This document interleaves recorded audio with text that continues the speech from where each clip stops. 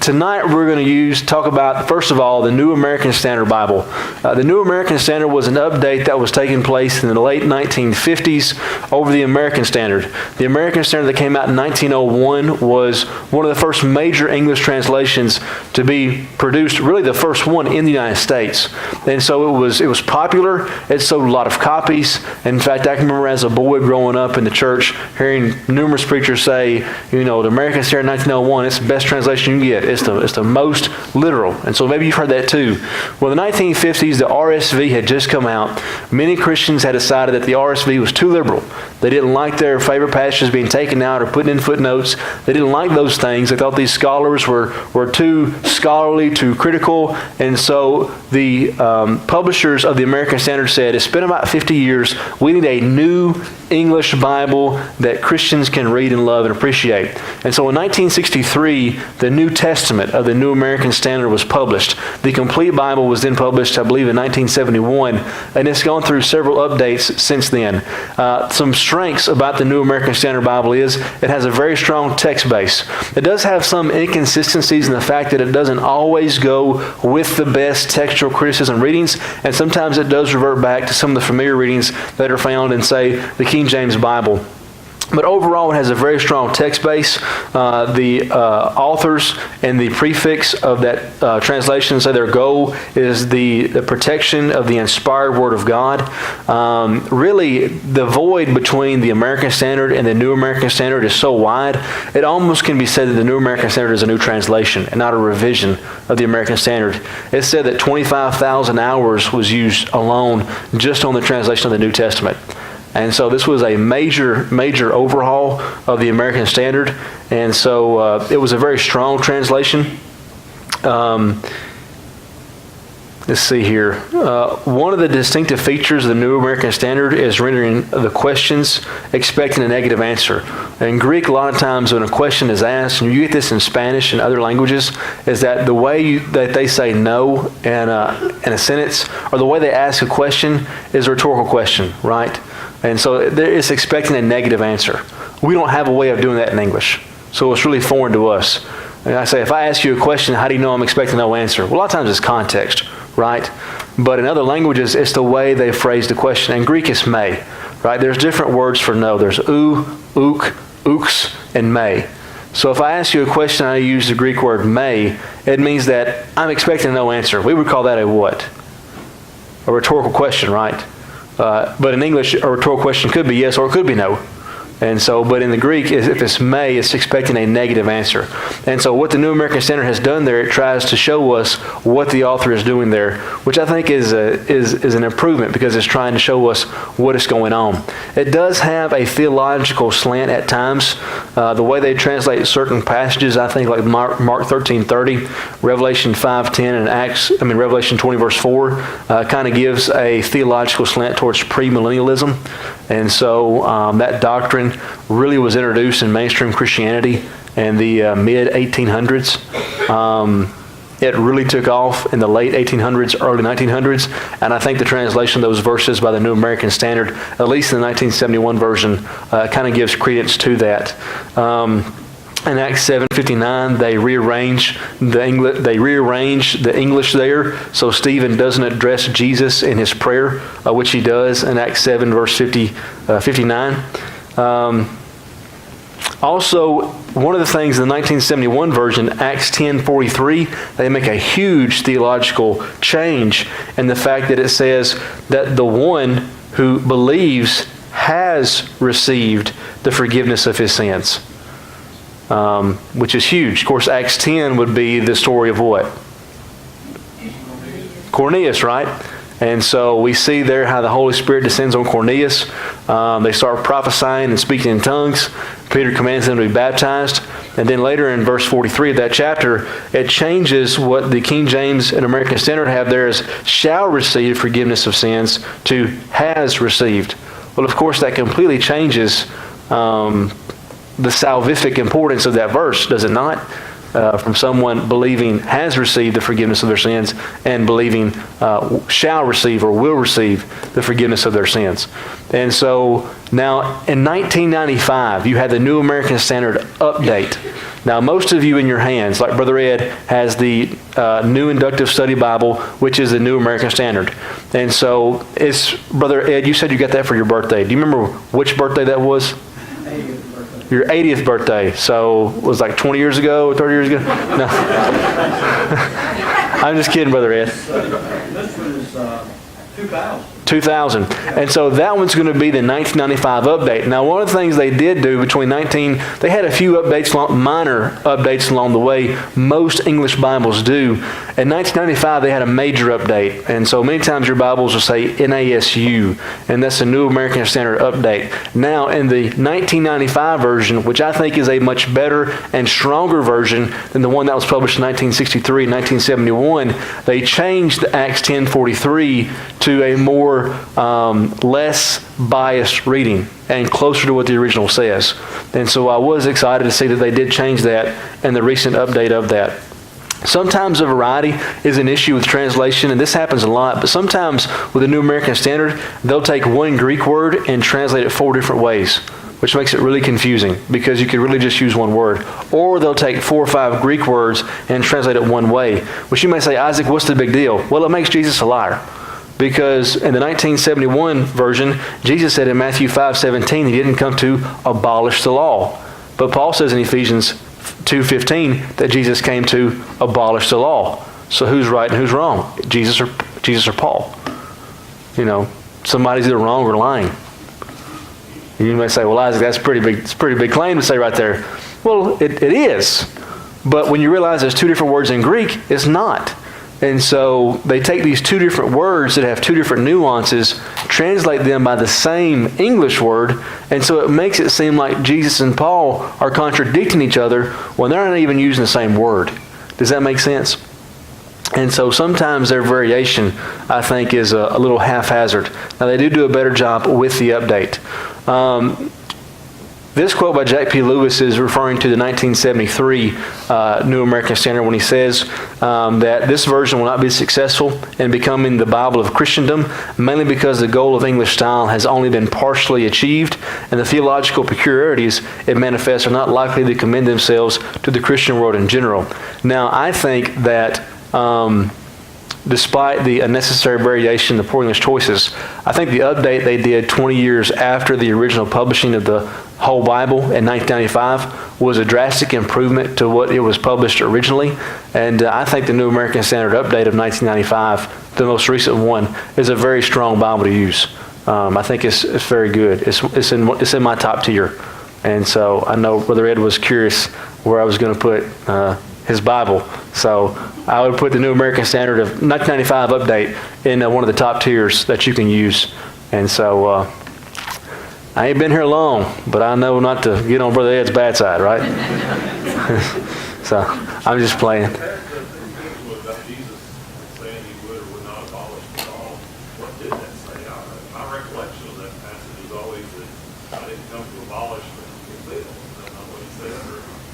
That's right. The 2 words that are used there are a little nuanced. And what he's trying to say there is that he didn't come to desecrate. Like he didn't come to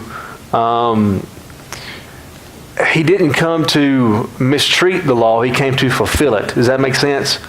And I realize that in our way of thinking that may be kind of similar, but what he's saying there is he didn't come to like tear down the law. He came to fulfill it.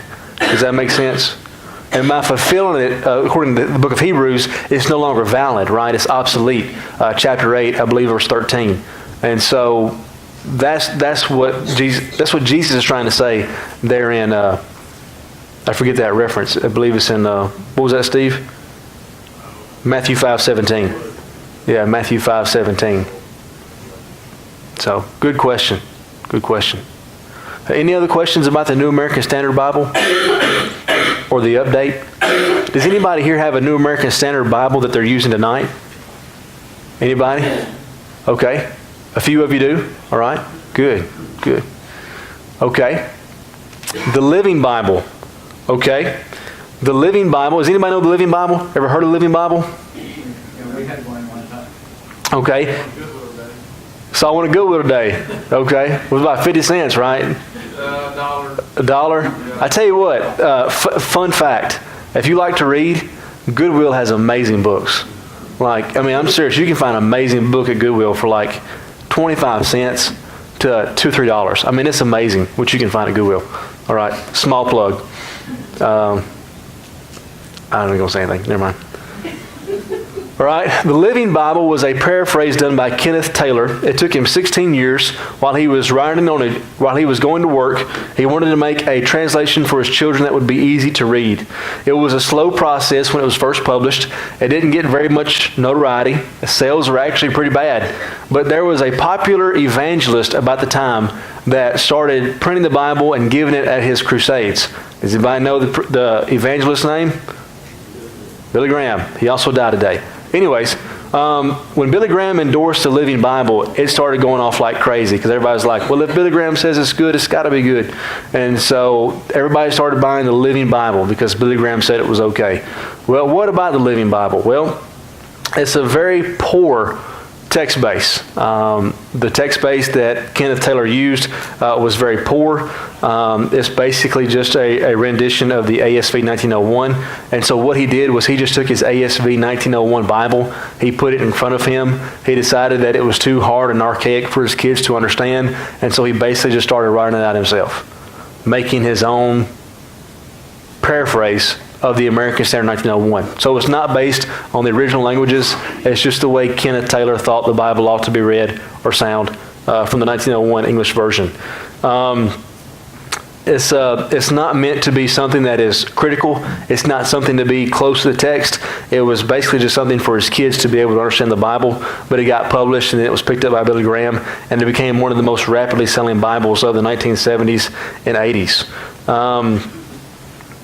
In the preface of the Living Bible, it states, the author's exact words are not translated from the original languages. There is a possibility that the translator, however honest, may be giving the English reader something that the original writer did not mean to say.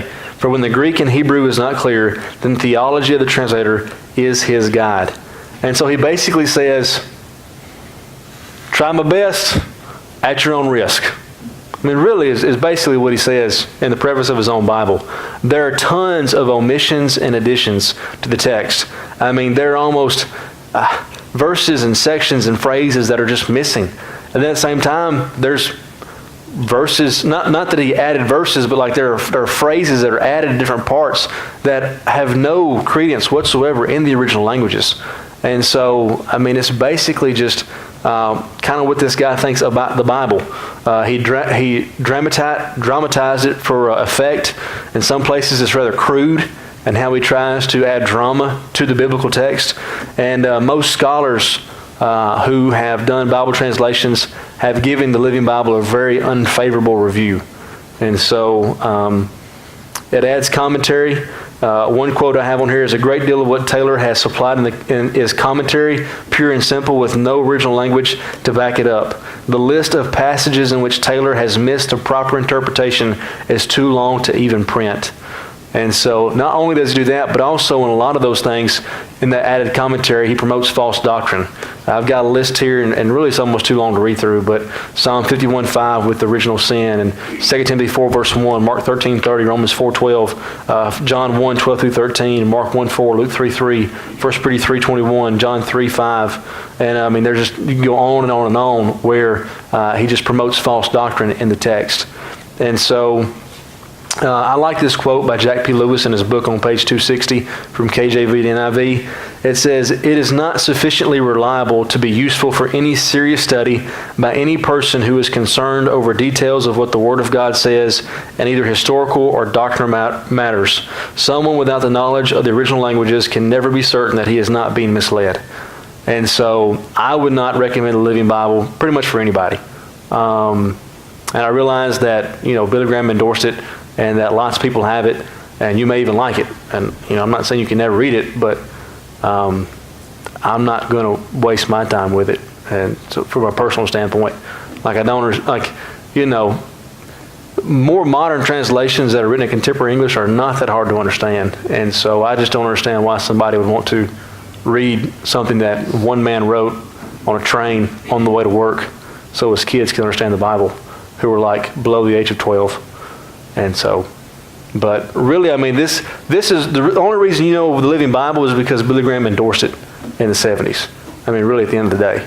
And so that's why it's so popular and all of you have heard of it. Who's got a Living Bible with you tonight? Joking. Just playing. Well, I do, but I'm not raising my hand now. Okay.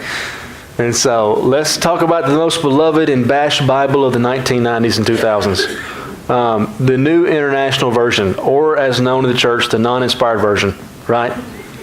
That's a joke, right? A joke? Nobody? Come on, who said that before? No? Just me? Okay. All right. It was a joke. Okay. Mercy. Anyways, it's got a strong text base. It was produced by the result of dissatisfied evangelicals with current translations. It was produced, originally the New Testament was published in 1974? 1970s was when the New Testament was published. The whole Bible, New Testament and Old Testament, was published in 1984. This had several updates since it came out in 1984. Most of you have a New International Version. Unless you bought that Bible sometime between 1984 and 1992, you don't have an original NIV, 1984. They're pretty systematic about once they put in a new version of it, they withdraw everything off the shelves.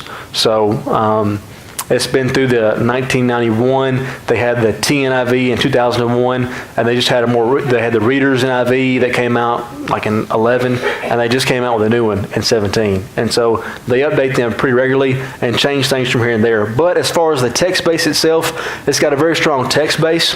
They spent the most money trying to market the NIV when it first came out. And so they spent $2.5 million in marketing in the 1970s and 80s when the NIV first came out. So it was a very strong push.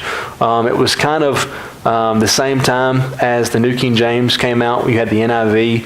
And so the NIV was very heavily marketed. A lot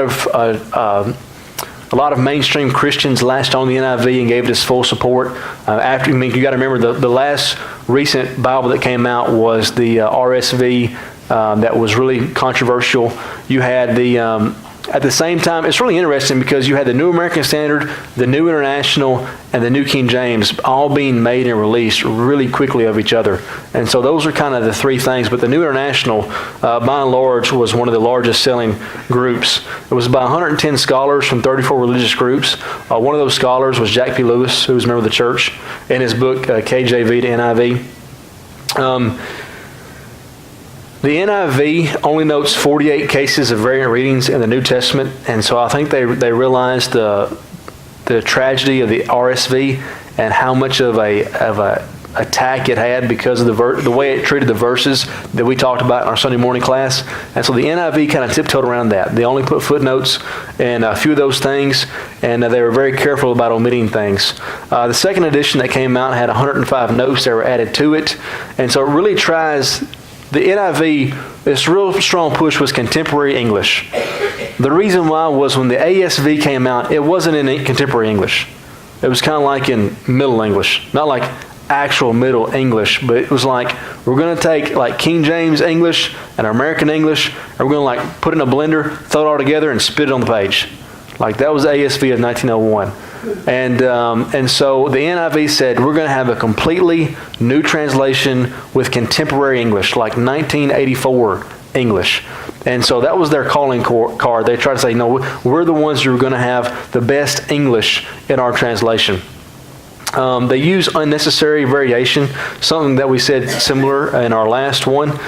They tried to steer the middle ground. They didn't want to be as literal as the American Standard, and they didn't want to be as loose as the Phillips Bible or the Living Bible. Does that make sense? They kind of wanted to bridge that gap because you had people saying the ESV is too hard to read, and you had people saying the Living Bible is too liberal. And so the NIV try to get the best of both worlds and try to kind of steer in the middle of those two lanes. And so they have too much variety sometimes, rendering Greek words in multiple ways, and at the same time using multiple Greek words in one way. They do have some interesting ones in like Psalm 51 verse 5, Amos 4:4, Ephesians 2:15, Matthew 5:17. And so Lewis has a why section in his book about why would they translate certain things certain ways. And so he gets on to them, which is interesting because if you read his critique of the NIV, Lewis is on the translation committee for the NIV. And he has a few pages that are interesting to read because he tries to instruct people on how translation committees work. And he basically says, stop sending me hate mail. Just because I'm on the committee doesn't mean I agree with everything the way they put it in the NIV. Because he caught some flack from the Brotherhood because some people didn't like the NIV and because he was on the translation committee. But it's regularly updated. There are some pros and cons to that. I think the 1984 NIV perhaps was the strongest NIV that came out, and I think with each update it's gotten worse because I think the NIV is trying to stay atop the biblical sales, and they're really giving in to some mainstream Christian issues. Daniel Wallace said, readability seems to have been the higher priority than anything else in the making of the NIV. And basically what he says, there are two things we're trying to do, right? We're trying to get from the originals to the English. And Daniel Wallace says he thinks that they put most of their emphasis on the English, sacrificing some of the original language and its meaning. And so he kind of gives them a little bit of flack over that. Occasionally one finds a rendering that expresses a meaning better, but it's not. Teachers are too often faced with the need to correct the versions or the text when having a class.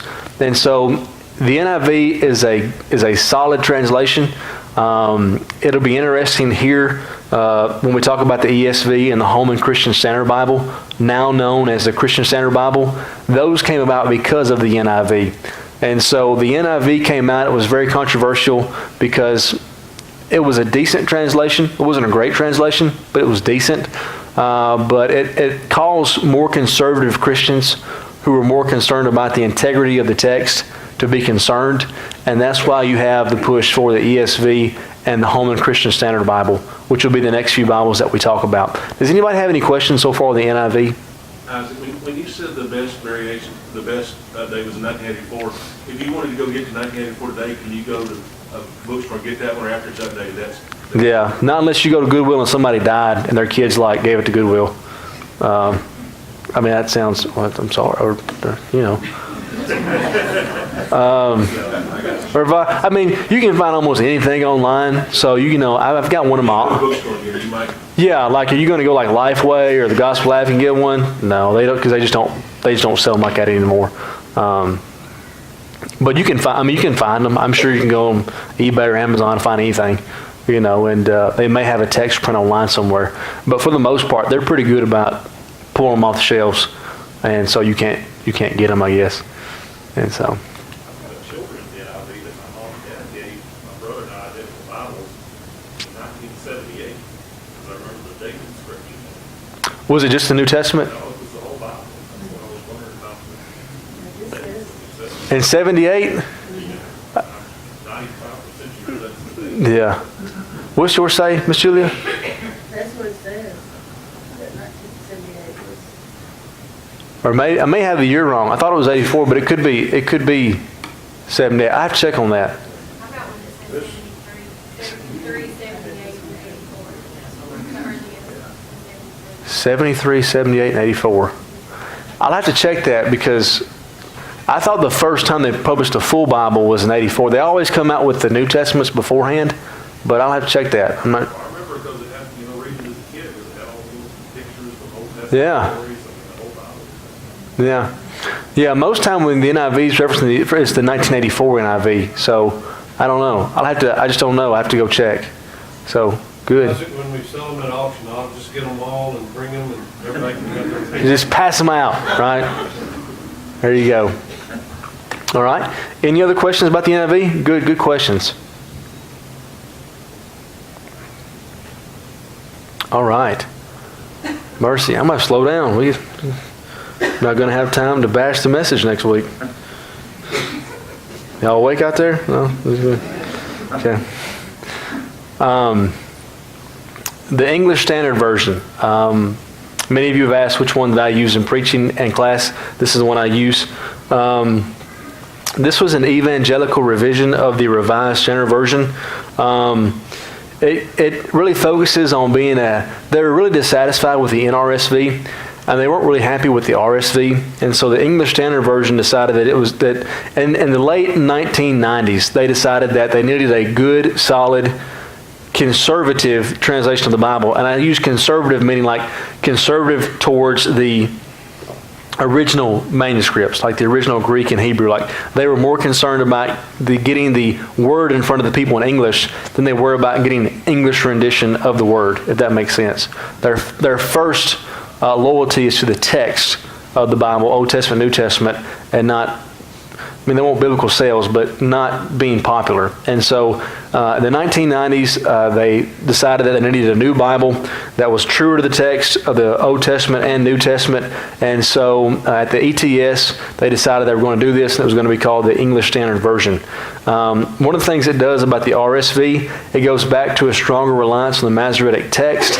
It also highlights messianic prophecies of the Old Testament. They felt like one of the things the RSV and New RSV did that was kind of bad was they translated the Old Testament messianic prophecies without any forethought about Jesus, if that makes sense. And so they wanted to make sure that people realized that the messianic prophecies were talking about Jesus, so they do a better job of highlighting that. They're committed to the original language first and the English second.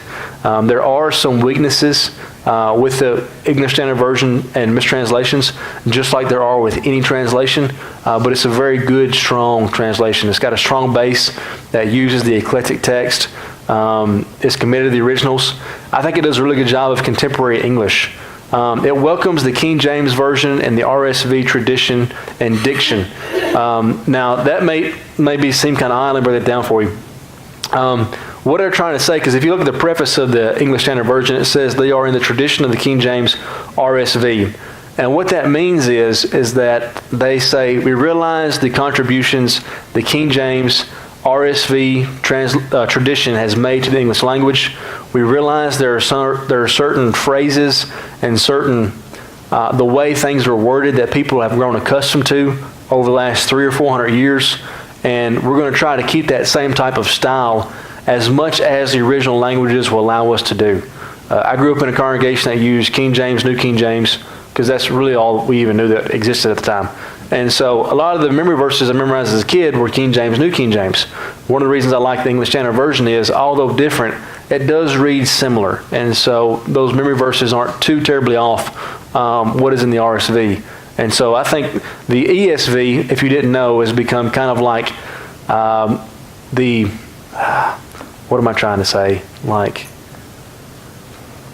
it has the stamp of the approval of the churches of Christ, which, now, before you stone me for being heretical, all right, let me just say, the Gospel Advocate, when it first came out in the early 2000s, the Gospel Advocate was like, this is great. It's a really good translation. Freed-Hardeman University, a lot of the Bible professors use the English Standard Version in their classes because they prefer it to other translations of newer translations as opposed to the NIV or something like that. And so once it got the stamp of approval by the Gospel Advocate and by places like Freed-Hardeman, and people started using this in their Sunday school curriculum that's published inside the church. And so it's become extremely popular. And so more and more people, young people especially in church, are using the English Standard Version. I think it's a good translation. Two quotes I have here, one by Michael Marlowe and one from Pathos, says, as modern versions go, the ESV should be counted as one of the best for use in teaching and ministry. It's far more literal than the NIV, and so it is largely free of the problems that come with the use of so-called dynamic equivalents. But it is not so very literal that ordinary readers will struggle to understand it. Its English recalls the classic diction of the King James, and so it has some literary power which is not unimportant in biblical versions. Its handling of the Old Testament is agreeable to conservative principles of interpretation. As a revision of the RSV, it is much better than the new RSV in several ways. However, there are some weaknesses in it. Another review of it said the English Standard Version is an overall brilliant translation of the Bible. The team of translators did an amazing job, prayerfully and carefully putting together a Bible in English that can be useful in different purposes. The best uses of the ESV are for scholarly studies, personal studies, preaching, and personal devotion, which I think, it's like, what else could it be used for? A coffee mug? It's like, but anyways. And so I like the English Standard Version. I use that, and so far the elders have been accommodating and allowed me to use that here at the congregation. Any questions so far about the ESV? So it's an American, like, when I originally bought a New American Standard, I saw the English Standard on the shelf too, and I made the assumption that it was like British English, as opposed to the American Standard, so that's why I bought the American Standard. So it's just it is American English. It is. It is American English. There are no U's in color. In the, this is a joke. Does anybody got that? No? Okay. In Britain, they put a U in color. And, They say it any differently or just color? No? British accent? Anyways. But no, it's as American as the New American. And so they're both American. That's a good question, though, because sometimes you just don't know. I mean, whether it's, like you said, because some are made to be more inclusive. Like the RSV, when it was made to kind of bridge that gap between American and British, and so it really wasn't much of either. And so the Americans weren't really crazy about it because it wasn't American enough, and the Brits didn't like it because it wasn't British enough, and so I think it's a good question. So, any other questions on the ESV? It doesn't carry over any of the additional verses that's added in the King James. No, it doesn't. As far as those verses are omitted, or some are put in with a footnote, like John 7, or with Mark 16. They have a footnote in there. But as far as the other ones, most of them are not in there. Like Acts 8:37 won't be in there. They'll have a footnote and say some late manuscripts add, and then have the verse in the footnote. So good question. Good question. So I guess a general question with each of these versions going over there's some stuff wrong with everyone. Yeah. And I guess like a better way of terming it, like it says who is it that gets to make that? Yeah. Compared to Greek, compared to Yeah. other versions. Right. Well. How do we know? I guess. Yeah. Not that many people around. No Greek that well. Yeah. Those original texts, I guess. Yeah. Well, it comes down to who's teaching the class on Sunday or Wednesday, which is me tonight. So, what happens is with group translations, which is one of the reasons why Alexander Campbell didn't like group translations, is because he felt like they would be biased in some sort of way, that the 2 or 3 or 4 that were going to be the general editors were going to have more of a say.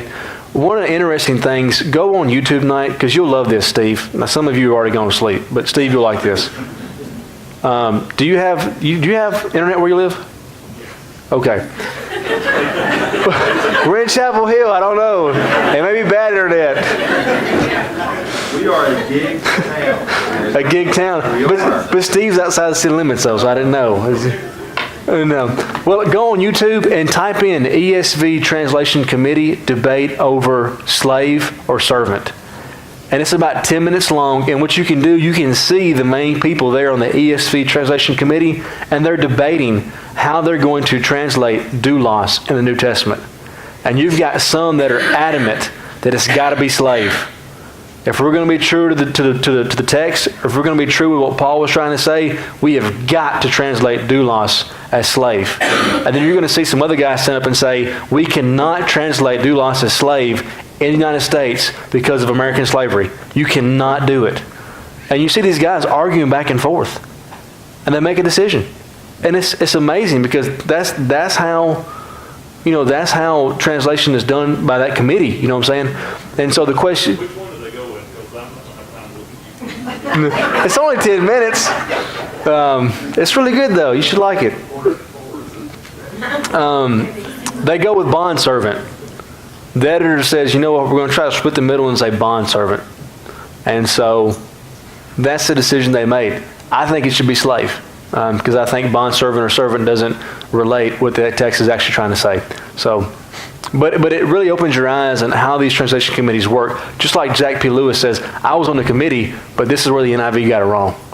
And just because I was on the committee didn't mean that everything I wanted came to fruition. I mean, obviously, you pick the Greek and stuff. I don't know anything about it really, but the language is that old. I would wonder if parts of it are somewhat uncertain, and there's some opinion as to what different words mean, or is it just set in stone? This Greek word means this. If something means this, then it's absolutely wrong. Or is there a little ambiguity? There's ambiguity, right? There's ambiguity there because of the context behind the words are used by the words that surround that context, and the shades of nuance the word can have depending on what other words are present. And so it's not an exact science. You know, it's not this word, you can always translate it as this word. And because of that, there is that ambiguity that's there, which causes debate, which causes, you know, are we going to translate like this or this? And so, great questions, great questions. I'm getting the timeout sign. It's 8 o'clock. Thank you so much for your comments and your questions. Last week will be our last week in this class talking about our English translations. We're going to talk about the Holman Christian Standard Bible, the Message. We're going to talk about the 4 ways to evaluate translations, and I'm going to give you my top 5 or 6. And I really appreciate your attendance, and I hope you've enjoyed the class. And let's go ahead and end with a prayer. Thank you.